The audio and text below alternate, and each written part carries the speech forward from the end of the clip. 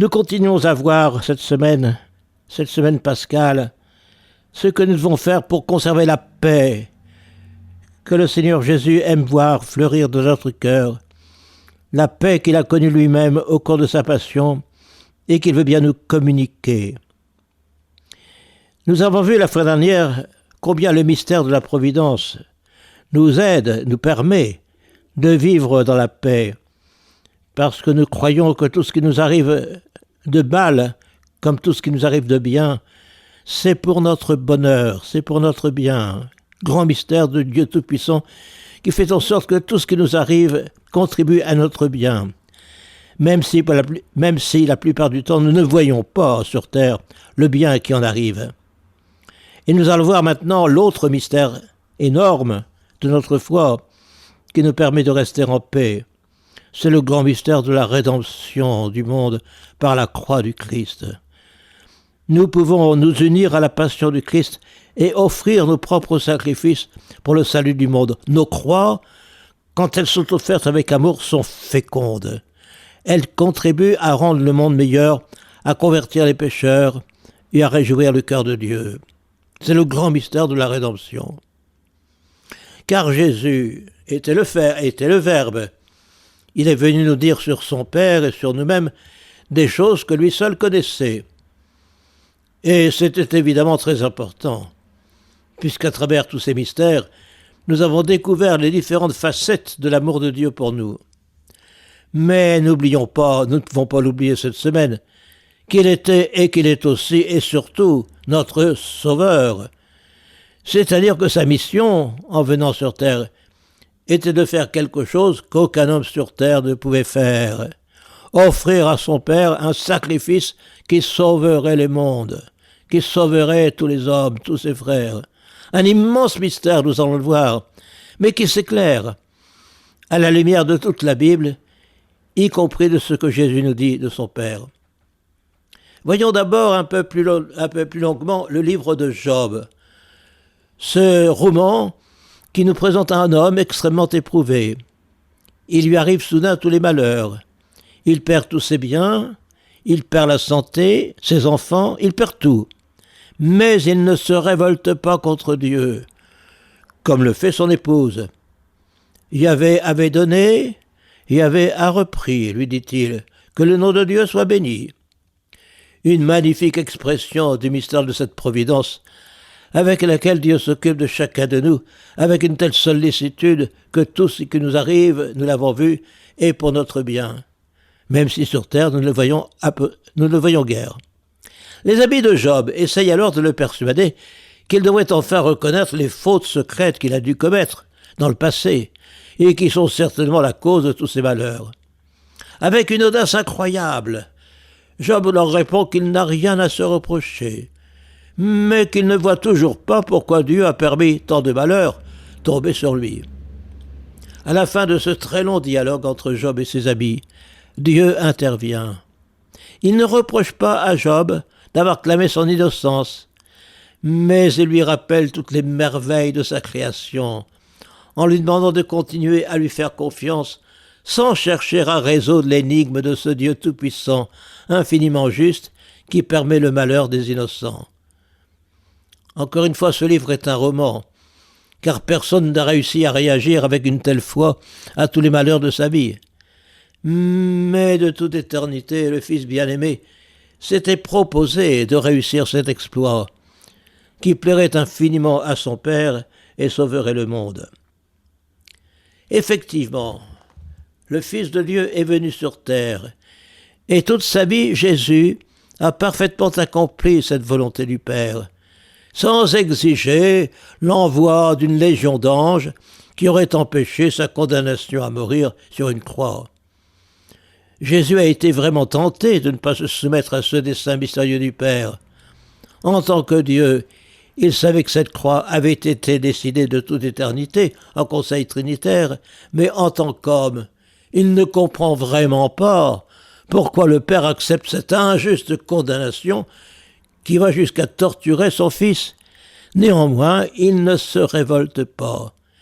Il continue à faire confiance à son Père et lui demande une overdose d'Esprit Saint pour qu'il réussisse à lui obéir totalement. Ce qu'il fait au terme d'une terrible agonie. « Abba, Père, non pas ce que je veux, mais ce que tu veux. » Pour nous chrétiens, ce oui de Jésus est un très grand moment dans l'histoire de l'humanité. Cette parfaite obéissance de Jésus à son Père est le sacrifice de la nouvelle alliance qui a réparé tous nos péchés, toutes nos révoltes contre Dieu. Nous avons été sauvés par la croix du Christ, par le sang d'un Dieu, aime dire saint Paul. C'est un immense mystère.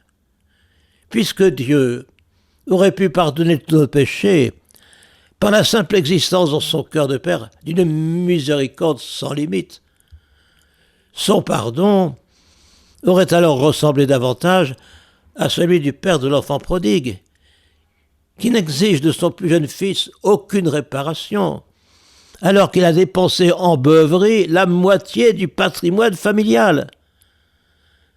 Pourquoi notre Dieu paraît-il moins miséricordieux que le père de la parabole? Pourquoi ce sacrifice que Jésus doit offrir à son Père en réparation de tous les péchés du monde, alors qu'il ne semble pas en avoir besoin? Il n'a pas besoin de réparation puisqu'il pardonne volontiers, infiniment. Donc, pourquoi ce sacrifice que Jésus continue d'ailleurs à lui offrir dans le ciel et sur tous les autels de l'Eucharistie? Eh bien, nous ne pouvons pas supprimer ce mystère, frères et sœurs. Les mystères ne se comprennent pas totalement. Ils comportent une contradiction, je viens de l'indiquer, la contradiction. Dieu n'avait pas besoin de cette préparation et il l'exige. Eh bien, nous pouvons comprendre ce mystère, un peu ce mystère, à partir de ce que nous savons par ailleurs. Ce désir fondamental qui habite le cœur de Dieu, le désir d'échanger avec nous son amour. Il nous aime d'un amour d'échange. Il aime donner, il aime aussi recevoir, comme tout véritable amoureux.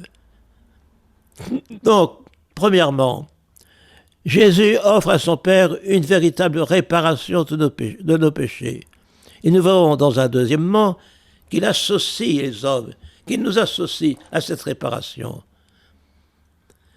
Nous retrouvons ici le grand mystère de notre Dieu, tellement Père, tellement amoureux comme un père, comme un époux, qu'il désire recevoir de ses enfants, de son épouse, des actes de reconnaissance et de réparation dont il n'a pas besoin, mais qui lui font tellement plaisir.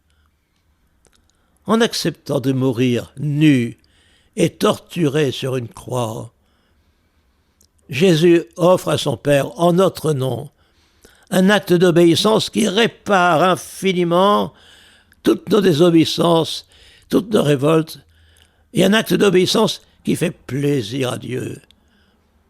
Ce n'est évidemment pas l'horrible souffrance de son Fils, ni son humiliation qui ont pu lui plaire, mais son acte de confiance et d'amour qui répare nos péchés.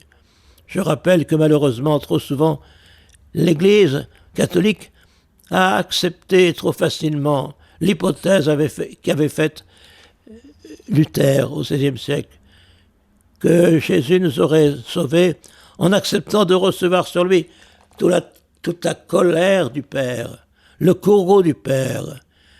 Dieu était comme obligé de punir profondément les hommes à cause des innombrables péchés qu'ils avaient commis, et Jésus se serait offert à subir lui-même tous les châtiments que les hommes ont mérités par leurs péchés. Non, Jésus n'est pas venu subir un châtiment, il est venu offrir un sacrifice d'obéissance.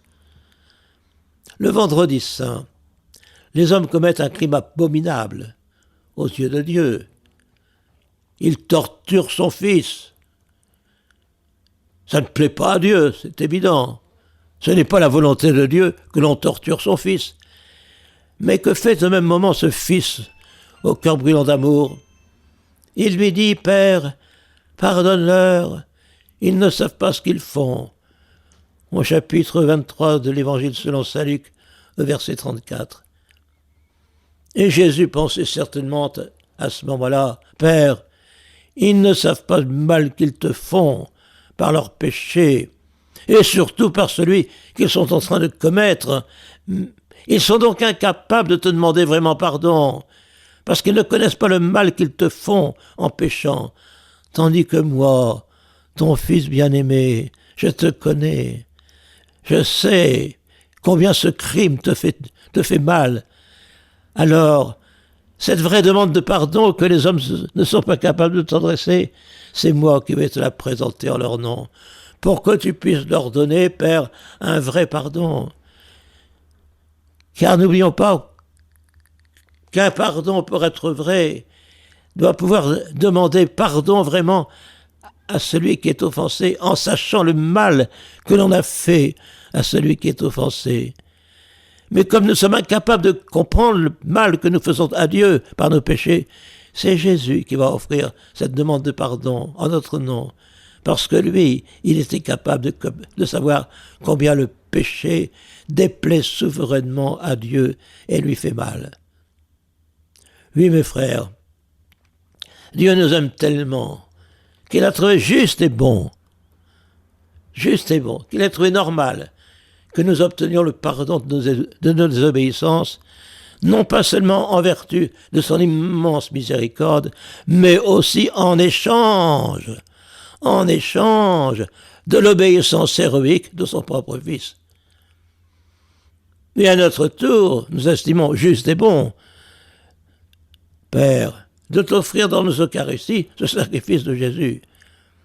Mais nous allons le voir, nous y associons nos actes d'obéissance et d'amour pour qu'ils réparent d'une certaine façon, eux aussi, de nos péchés et contribuent au salut de nos frères. Car tu as vraiment soif de ces échanges d'amour avec nous. Voilà. Donc, deuxièmement, Jésus est heureux d'associer nos sacrifices aux siens pour les offrir au Père et les rendre féconds.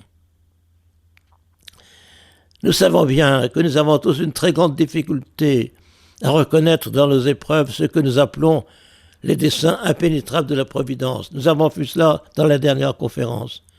Heureusement, nous croyons que Jésus est là, dans notre cœur, pour nous aider à les accepter comme il les a acceptés lui-même.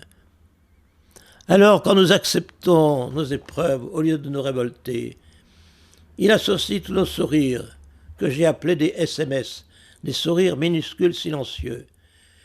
Tous nos actes de soumission à sa volonté mystérieuse de Père, il les associe, Jésus, à son sacrifice à lui, pour qu'ils puissent porter eux aussi du fruit pour le salut de nos frères.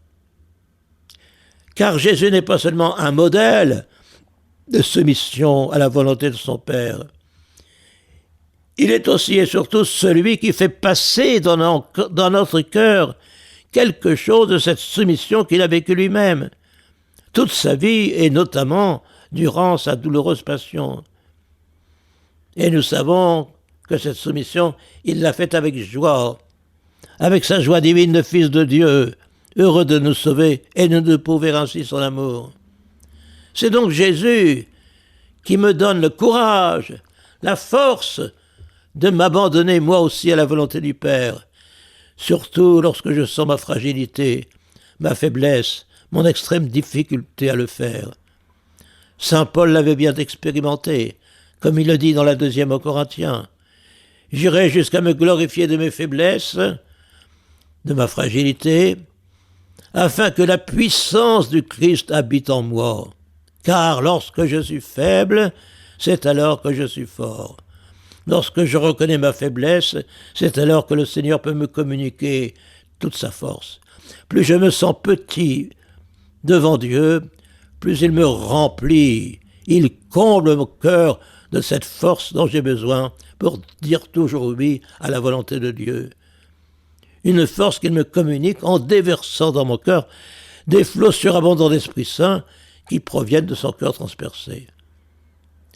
C'est donc ainsi que Jésus donne à nos épreuves, acceptées avec amour, d'être fécondes. Et vous savez que saint Paul s'en réjouissait. Il le dit dans la 1 aux Corinthiens, dès le premier chapitre, au verset 24, Je trouve ma joie dans les souffrances que je supporte pour vous, ce qui reste à souffrir des épreuves du Christ, dans ma propre chair, je l'accomplisse pour son corps qui est l'Église. Non, excusez-moi, c'est dans l'Épître aux Colossiens, chapitre 1, verset 24. Si nous pouvions passer 8 jours dans le ciel, disait le curé d'Ars, nous comprendrions le prix de ce moment de souffrance. Nous ne trouverions pas de croix assez lourde, pas d'épreuve assez amère. Oui, nous sommes délivrés par Jésus, non du mal de souffrir, mais du mal de souffrir inutilement. Par lui, avec lui et en lui, nos épreuves deviennent fécondes, comme celles du Christ. Elles deviennent fécondes et nous les offrons en chaque Eucharistie, à la fin de la prière eucharistique. Par lui, avec lui et en lui, à toi, Dieu le Père Tout-Puissant, j'offre tous les sourires que j'ai faits pendant cette semaine et que je ferai encore demain. Et spécialement les sourires que je t'offre en cette semaine pascale, où je m'associe plus spécialement à ta passion que je contemple davantage.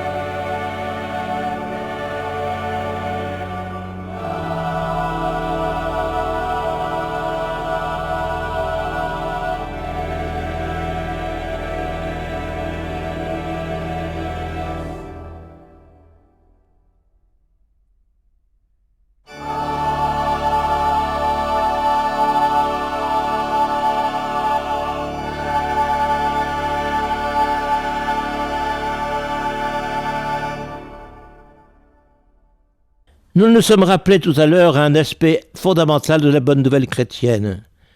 Le Seigneur donne une fécondité infinie à nos souffrances lorsqu'au lieu de nous révolter, nous offrons un sourire au Seigneur pour nous montrer que nous continuons à l'aimer. Cette bonne nouvelle que nos croix sont fécondes, qu'elles participent au salut du monde, que nous pouvons les offrir dans l'Eucharistie en disant « Par Jésus, avec lui et en lui, Père, nous t'offrons tous les sacrifices que nous faisons nous-mêmes et auxquels tu donnes une fécondité infinie grâce à Jésus. » Mais nous allons voir, et nous allons nous rappeler, surtout en cette semaine sainte, combien la croix est aussi une façon pour Jésus, pour Dieu, pour Jésus, de nous manifester son amour.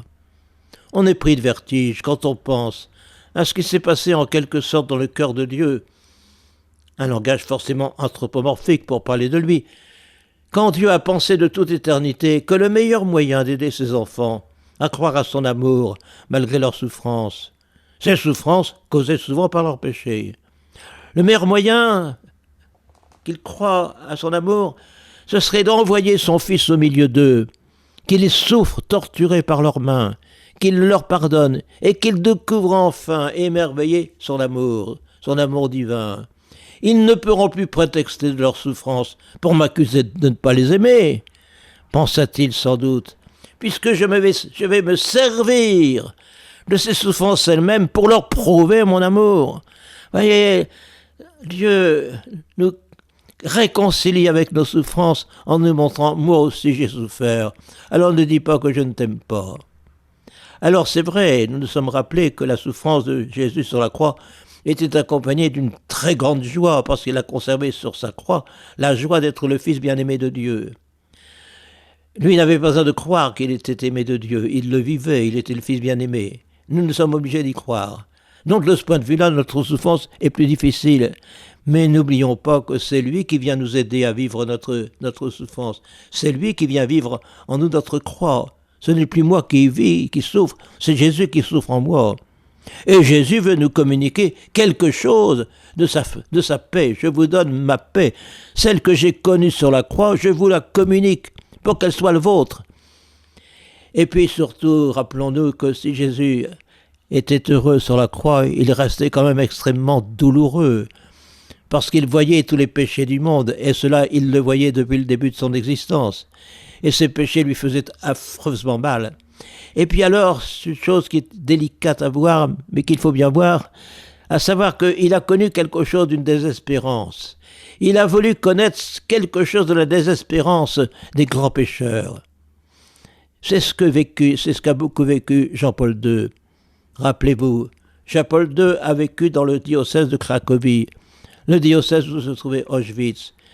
Il a beaucoup médité, bien sûr, ce drame de Auschwitz, mais il pensait non seulement à la souffrance de tous ceux qui étaient persécutés par les nazis, mais à la souffrance énorme des nazis eux-mêmes persécuteurs, des grands pécheurs, qui au moment de leur mort, sont tentés de désespérer en voyant l'énormité de leurs crimes.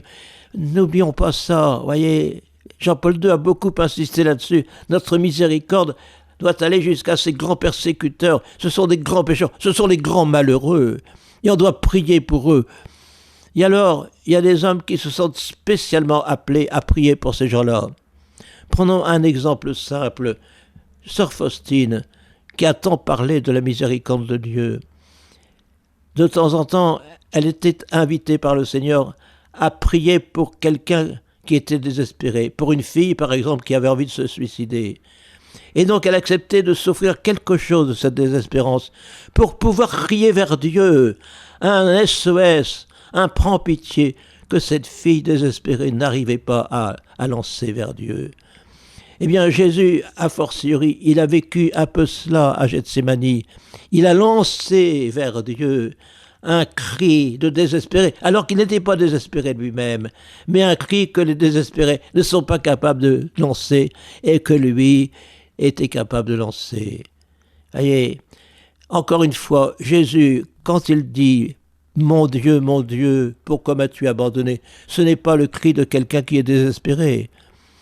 Il ne pouvait pas ne pas penser, en disant ce premier verset du psaume, il ne pouvait pas ne pas penser aux accents triomphants des derniers versets qui chantent à la France la merveilleuse fécondité des souffrances que subira un jour ce serviteur souffrant. La terre entière se souviendra et reviendra vers le Seigneur. Mais il a connu quelque chose de la souffrance des grands pécheurs pour pouvoir crier vers son Père « Prends pitié de nous, Seigneur, prends pitié de ces gens-là. » Voilà. Donc c'est vrai que la souffrance de Jésus a été énorme, même si elle était accompagnée de sa joie de rester toujours l'enfant de Dieu. Et puis surtout, n'oublions surtout pas quand même que Jésus a terriblement souffert durant sa passion de l'horrible torture qu'il endurait. Une mort par crucifixion précédée par une flagellation administrée sur tout son corps par des soldats romains déchaînés contre cet homme qui voulait, disait-on, devenir le roi des Juifs. Ils avaient été heureux d'enfoncer sur sa tête un gros fagot d'épines et de la transformer en couronne royale. Les chrétiens ont toujours trouvé normal de réfléchir souvent à l'énormité de toutes ces souffrances endurées par Jésus, afin de croire davantage à son amour. Voilà. Et quand certains d'entre eux ont le privilège de recevoir de lui quelques messages en direct, Jésus les encourage à méditer souvent sa passion, afin de s'émerveiller davantage de son amour. C'est l'encouragement que reçut régulièrement Gabriel Bossis. En faisant chaque jour son chemin de croix, Gabriel avait pris l'habitude de contempler longuement les mains et les pieds de Jésus transpercés. Jésus l'invite à continuer cette pratique et à prolonger son regard sur sa passion pour goûter plus profondément son amour. Il lui dit par exemple en juillet 1938, alors qu'elle priait à Chambéry, dans une petite église à flanc de montagne, « Honore ma face vivante, honore mes yeux qui ont vu les instruments de mes tortures, mes oreilles qui ont entendu injures et insultes, mes narines qui ont senti l'infection des crachats, mes lèvres posées sur le fiel, mes joues gonflées et meurtries, toute ma figure défigurée. » Voilà. Et n'oublie pas que tout cela, je l'ai vécu spécialement pour toi. Comme le dit Blaise Pascal, je pensais à toi dans mon agonie, mon enfant.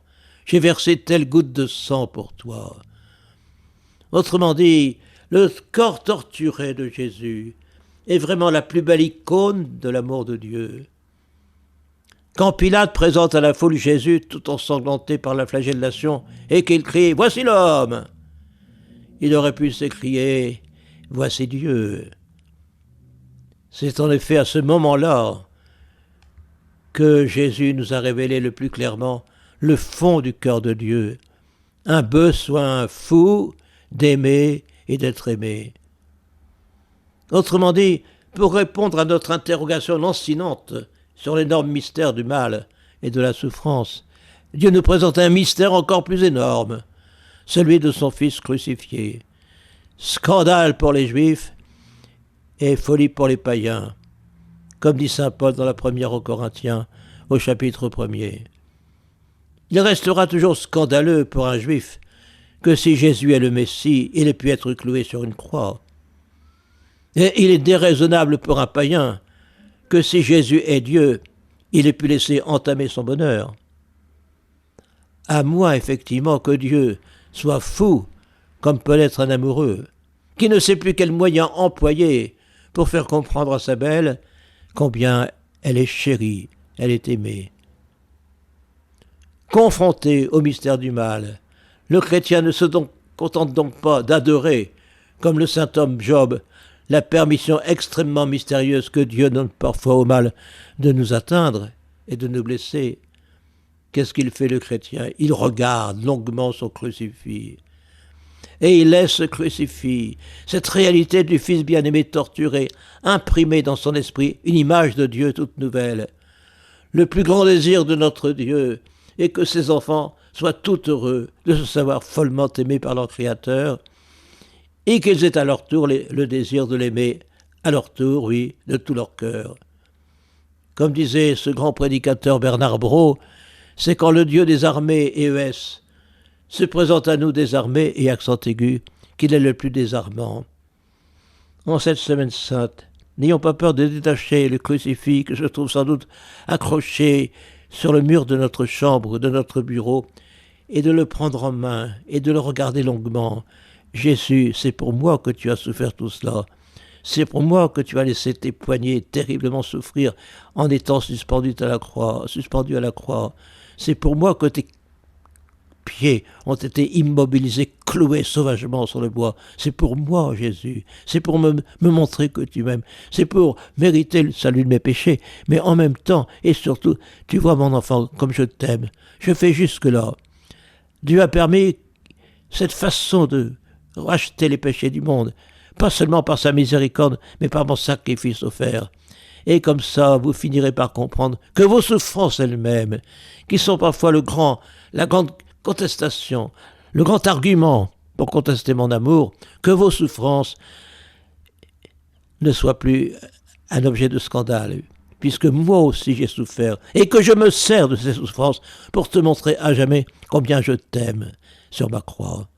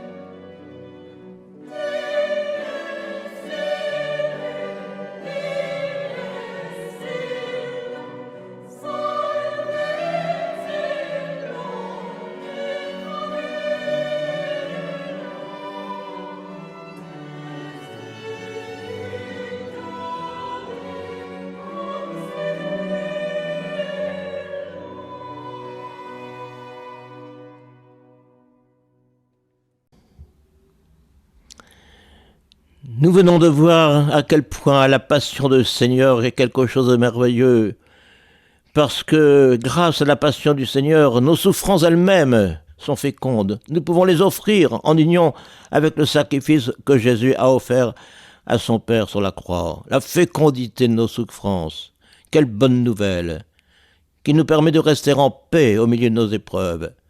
Mais la passion du Seigneur nous rappelle surtout que nous sommes délivrés de nos péchés, qu'il nous a obtenu le pardon de nos péchés. Nous devons goûter la miséricorde du Seigneur, ce que nous devons nous rappeler spécialement en cette semaine sainte. Alors, quelles sont les démarches essentielles à faire pour goûter cette miséricorde du Seigneur? Il faut d'abord découvrir sa misère. On ne peut se réjouir de la miséricorde du Seigneur qu'après avoir découvert sa propre misère spirituelle, et par conséquent le besoin absolu que l'on a d'un Sauveur qui vienne nous délivrer de cette misère, de ce vieil homme. Les itinéraires sont évidemment très variés. Les uns découvrent la miséricorde du Seigneur après avoir été longtemps enfants prodigues, gaspillant bêtement les talents qu'ils avaient reçus. C'est souvent le parcours des grands convertis, Saint Augustin, Charles de Foucauld. Ce fut aussi le cas de Jacques le Breton, de cet homme qui perdit les mains et les yeux à la suite de l'explosion d'une grenade dans ses mains, et qui, après avoir merveilleusement accepté son terrible handicap dans l'hôpital de Damas, se révolta ensuite contre l'Église et contre Dieu, en apprenant en 1954 que l'Église venait de supprimer l'expérience des prêtres ouvriers.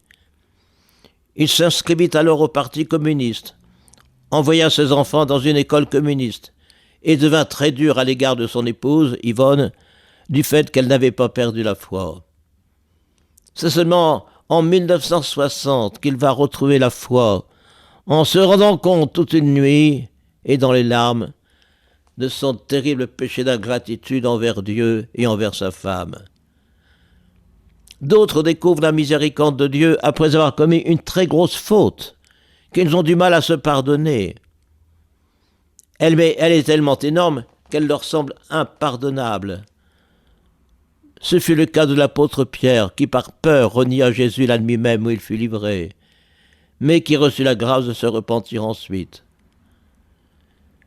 C'est aussi l'expérience des époux, qui sont obligés de reconnaître un jour qu'ils se sont laissés aller à une infidélité conjugale, qui leur semblait absolument impensable pendant des années. Ils n'imaginaient pas une seconde qu'ils puissent un jour avoir à se reprocher quelque dérapage à ce niveau. Mais c'est à ce moment-là que leur couple est devenu vraiment merveilleux. Et tout le reste de leur vie, ils vont se réjouir d'avoir été pardonnés et de se pardonner l'un à l'autre une telle infidélité. D'autres, comme le curé d'Ars ou la petite Thérèse, n'ont pas besoin de beaucoup pécher pour s'apercevoir assez vite qu'il y a dans leur cœur une terrible propension à l'orgueil ou à d'autres désordres, suite du péché originel. Il leur paraît alors évident que sans le secours de la grâce, ils auraient pu commettre des péchés très graves. Cette prise de conscience leur fait chanter très fort la miséricorde de Dieu. Ils le remercient de les avoir préservés de trop grosses tentations. Ah, si nous avons été préservés de ces gros péchés, c'est peut-être parce que nous étions tellement fragiles que le Seigneur s'est arrangé pour que nous ne soyons pas tentés aussi fort. D'autres enfin, et c'est le grand nombre, découvrent leur misère en s'apercevant qu'après des années de vie chrétienne, ils sont encore profondément égoïstes, qu'ils sont jaloux, qu'ils sont médisants, qu'ils ont beaucoup de mal à pardonner aux personnes qui les ont déçus. Mais à la suite d'une prédication, d'une retraite ou d'un long moment de prière, ils prennent enfin conscience de leurs péchés et ils sentent le besoin d'en demander vraiment pardon au Seigneur. Ne nous étonnons pas de découvrir donc de plus en plus notre misère. C'est ce que dit Jésus à Gabrielle Possis, cette comédienne qui a entendu Jésus lui parler en direct de 1936 à 1950. Humilie-toi de tes fautes. Ce sont vos défauts qui vous rendent malheureux. Reconnaissez vos torts. Descendez vos pensées dans le fond de votre cœur. Voyez vos négligences à considérer, le modèle qui est ma vie, etc. Votre attitude un peu méprisante envers mes sacrements. Avez-vous le zèle à vous venir blanchir à la pénitence? Oui, mes frères, il faut nous laisser transfigurer par l'Esprit de Dieu et voir qu'il faut que le Seigneur fasse mourir le vieil homme qui se trouve encore en nous. Par exemple, nous oublions la présence amoureuse de Jésus dans notre vie. Nous oublions que nous sommes invités à un perpétuel voyage de noces avec lui. Nous oublions que nous devons rayonner sa présence et son amour. Et puis, nous nous apercevons de la paresse qui nous empêche encore de prier et de travailler, de la difficulté à reconnaître nos fautes tout de suite, notre vanité, notre désir d'être connu et félicité, notre tendance à jalouser ceux qui réussissent mieux que nous, notre tendance spontanée à juger et à condamner intérieurement ceux que nous rencontrons pour la première fois, notre difficulté à écouter et à accepter les idées d'autrui, notre animosité contre leur conduite, la convoitise de leurs biens, de leurs voyages, la rancune provoquée par leur médisance et leur calomnie, etc. Que tout cela, le Seigneur doit nous apprendre à en demander pardon. Donc, découvrir notre misère. Ensuite, croire vraiment que Dieu nous pardonne vraiment, nous lessive, nous transfigure. Après avoir reconnu que j'ai vraiment péché par pensée, par parole, par action ou par omission, je dois aller me confesser en croyant avec une entière confiance que Dieu va effacer tous mes péchés. Il va me lessiver, me purifier, me transfigurer. Lui seul a ce pouvoir de me pardonner aussi profondément le mal que j'ai fait. Je redeviens blanc comme neige. C'est d'ailleurs cette espérance qui facilite ma démarche auprès du prêtre, car je crois que par l'absolution qu'il va me donner, je serai profondément transformé. Je ne le sentirai pas, mais j'y croirai sur la parole même de Dieu. Toute l'Écriture proclame cette puissance de l'Esprit de Dieu capable de changer notre cœur de pierre en un cœur de chair, capable de véritable amour. Si vos péchés sont comme l'écarlate, ils deviendront aussi blancs que neige. Isaïe chapitre 1er, verset 18. Tu as jeté loin derrière toi tous mes péchés. Isaïe chapitre 38, verset 17. Et le soir de Pâques, Jésus apparaît à ses apôtres, souffle sur eux et leur dit « À qui vous remettrez les péchés, ils seront remis. » Jésus essaye de faire comprendre à Gabrielle Possis que son pardon supprime complètement la souillure du péché. L'âme en est lavée. Les âmes du purgatoire doivent encore être délivrées de tous les esclavages qui les empêchent de participer aux jouissances du ciel, mais elles sont déjà lessivées, pardonnées de tous leurs péchés. Jésus aime bien dire à Gabriel qu'il est le grand réparateur, qui aime bien faire quelque chose de joli avec un objet sans valeur. Mes péchés, que faut-il en faire demande Gabriel à Jésus. Donne-les-moi, je laverai ton âme, mais donne-les-moi. Seigneur, je ne trouve rien en moi qui soit digne de vous être offert. Ne t'ai-je pas dit que je suis un collectionneur de misère ? Je suis ce raccommodeur de porcelaine qui n'est heureux que lorsque son art se déploie sur les 1000 morceaux d'une belle pièce. Je vous ai déjà dit que le Seigneur répare les âmes comme on répare en Orient la porcelaine cassée. On la répare avec des filets d'or. Je suis ce peintre content de raviver les couleurs d'une toile morte. Je suis ce chirurgien qui remet solides les membres brisés. Rien ni personne n'est au-delà de mes soins et ils sont gratuits. Voilà.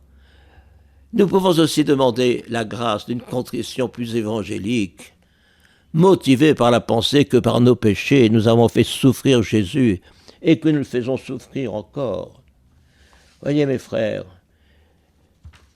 nous sommes très tentés d'oublier que nous sommes sauvés par le sang du Christ.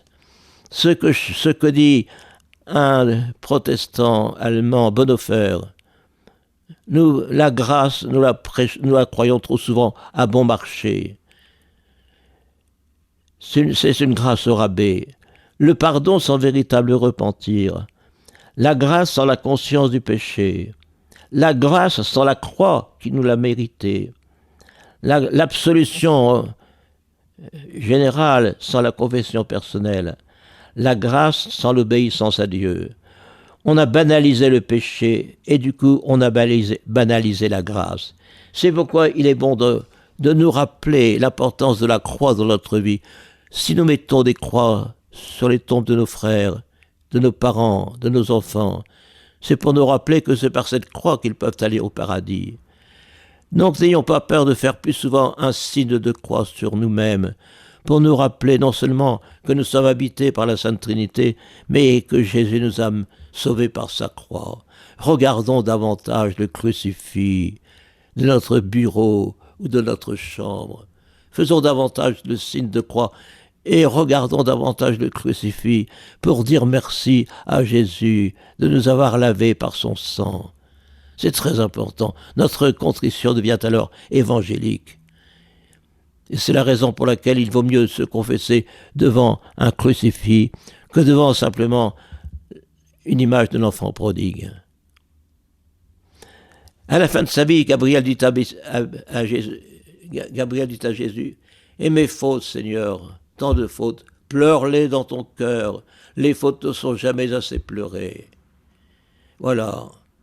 Raconte la douleur de tes fautes, non pas tant parce qu'elles t'ont sali, mais parce qu'elles m'ont peiné. Tu as eu ce courage triste de peiner un homme Dieu qui avait donné sa vie pour toi. Tu le savais pourtant.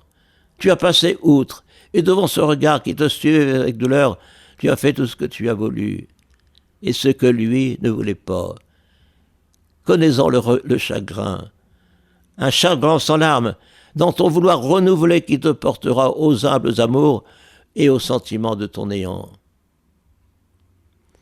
Voilà, donc, soyons fiers, heureux d'être vraiment pardonnés, d'être totalement lessivés.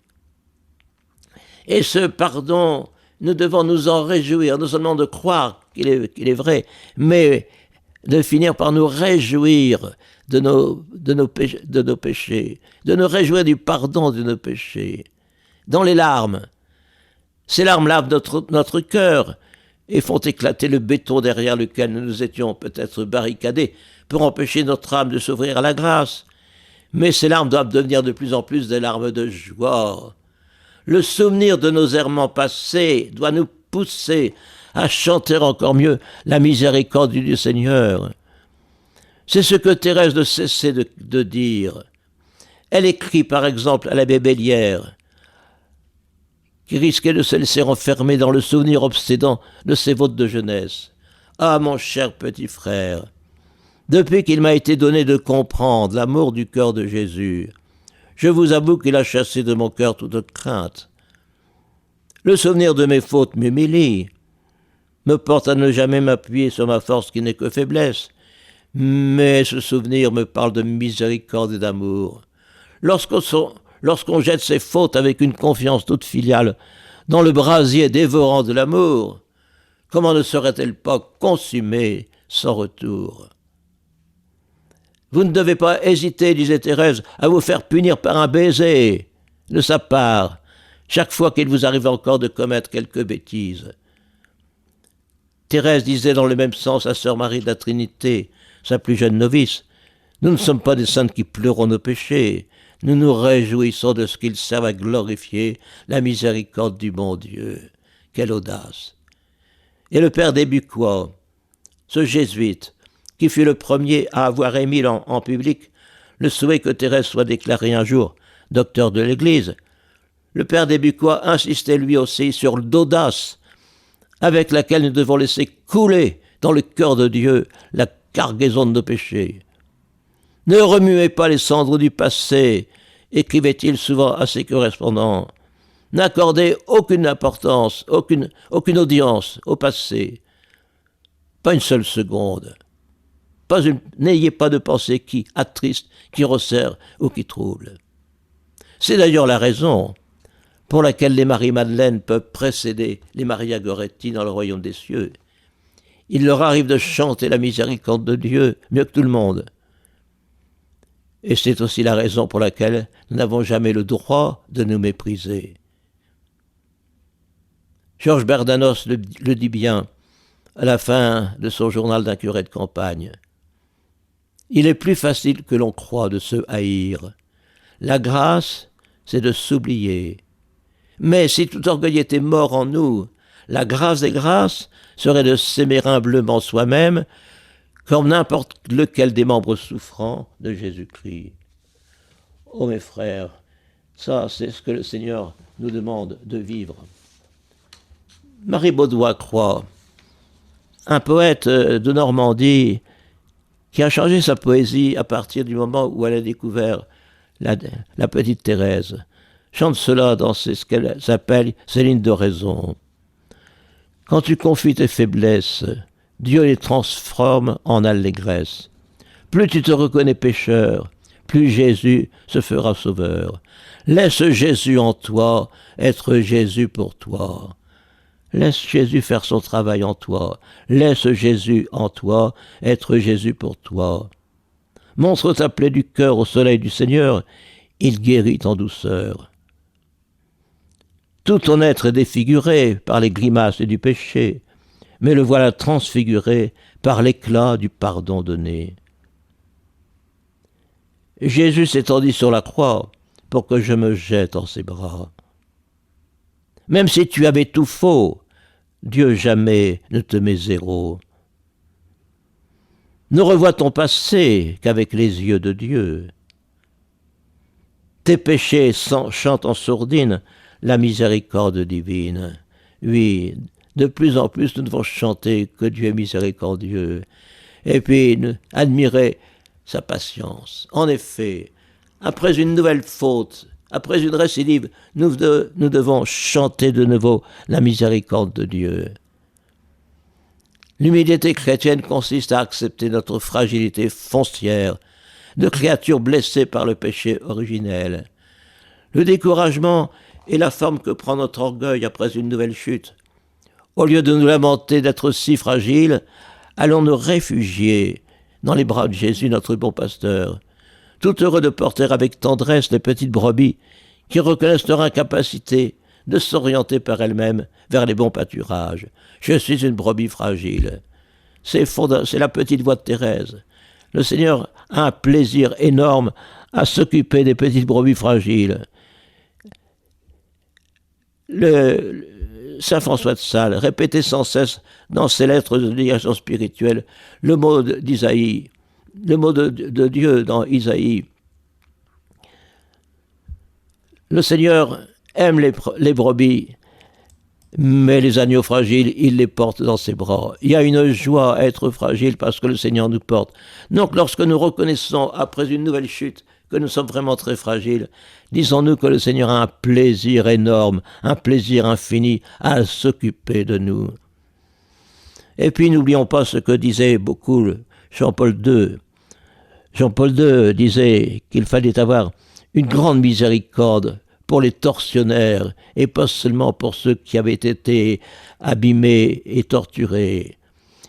N'oubliez pas qu'il habitait le diocèse de Cracovie, qu'il se trouvait tout proche d'Auschwitz. Il allait souvent à Auschwitz méditer et prier pour les tortionnaires. Parce que les tortionnaires, quand ils arrivent au moment de leur mort, ils se rendent compte qu'ils sont affreux, qu'ils sont dignes de l'enfer, et ils risquent de désespérer. Et donc il faut avoir une grande miséricorde, disait Jean-Paul II, pour les tortionnaires, pour les grands pécheurs, parce qu'ils sont en danger de mourir et sans demander pardon, d'être tellement orgueilleux qu'ils te demandent pardon. Et donc il faut avoir une grande miséricorde pour les grands pécheurs. On oublie trop souvent cette pensée de Jean-Paul II. Bien sûr qu'il faut être miséricordieux, mais la miséricorde, elle doit se porter aussi sur ceux qui ont tout fait pour étouffer en eux la conscience du péché. Voilà, notre miséricorde doit aller jusque sur ces gens-là et prier pour eux. Et accepter parfois des épreuves terribles pour qu'au cœur de ces épreuves, nous lancions vers Dieu le cri que ces grands tortionnaires n'ont jamais poussé. Voyez, ce n'est pas encore, je l'ai dit souvent, ce n'est pas notre souffrance qui plaît à Dieu, mais lorsque dans ces grandes souffrances, nous crions vers Dieu, SOS, Seigneur, et prends pitié de nous, nous obtenons pour les grands tortionnaires des grâces de conversion dont ces âmes ont terriblement besoin. Enfin, il est vrai que le souvenir de nos péchés, de nos incohérences, nous aide à accepter les incohérences d'autrui. Il n'est pas mauvais de nous rappeler nos péchés passés pour perdre l'habitude de juger les autres avec une sévérité impitoyable. Lorsque nous sommes tentés de trouver les autres incohérents, tâchons de nous souvenir que nous l'avons été nous aussi dans le passé, que nous sommes loin d'avoir toujours mis notre conduite en accord avec notre idéal, ou avec les beaux discours que nous étions capables de tenir devant les autres. Et c'est pourquoi nous devons faire nôtre la prière que fait Sœur Faustine dans son petit journal. Cette femme, cette sœur, qui a tant prêché et vécu la miséricorde de Dieu, demande instamment au Seigneur de mettre cette miséricorde dans son cœur. Voici la prière qu'elle écrit et à laquelle nous pouvons nous unir. Je désire, Seigneur, me transformer tout entière en ta miséricorde et être ainsi un reflet vivant de toi, ô Seigneur. Que le plus grand des attributs divins, ton insondable miséricorde, passe dans mon âme et mon corps pour le prochain.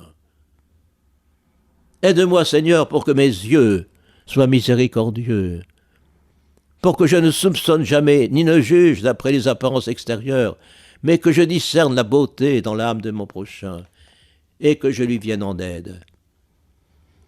Aide-moi, Seigneur, pour que mon oreille soit miséricordieuse, afin que je me penche sur les besoins de mon prochain et que je ne reste pas indifférente à ses douleurs ni à ses plaintes.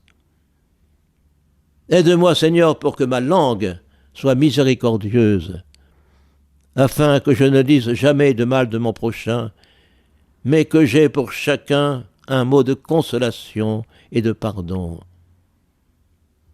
Aide-moi, Seigneur, pour que mes mains soient miséricordieuses et remplies de bonnes actions, afin que je sache faire du bien à mon prochain et prendre sur moi les tâches les plus lourdes et les plus déplaisantes.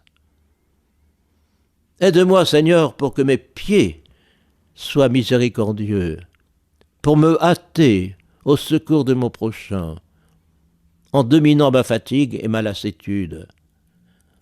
Mon véritable repos doit être de rendre service à mon prochain. Aide-moi, Seigneur, pour que mon cœur soit miséricordieux, afin que je ressente toutes les souffrances de mon prochain et que je ne revise mon cœur à personne. Je fréquenterai sincèrement, même ceux qui, je le sais, vont abuser de ma bonté. Et moi, je m'enfermerai dans le cœur très miséricordieux de Jésus et je tairai mes propres souffrances. Que sa miséricorde repose en moi. Voilà, mes frères, tout ce que nous pouvons vivre en regardant le crucifix de notre chambre, de notre bureau, en le prenant à deux mains. Seigneur, voilà tout ce que tu as souffert pour moi, que je ne l'oublie pas. Bénis le Seigneur, ô mon âme, n'oublie aucun de ses bienfaits. Bénis le Seigneur, ô mon âme, que je n'oublie jamais tes bienfaits. Oui, Seigneur, c'est la contemplation de ta croix, la contemplation de ta passion, qui m'aide à la fois à me réjouir de ton pardon et à être miséricordieux pour les autres.